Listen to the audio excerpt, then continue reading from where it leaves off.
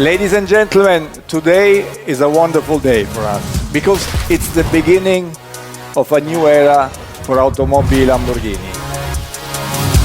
The all-new Lamborghini Revuelto.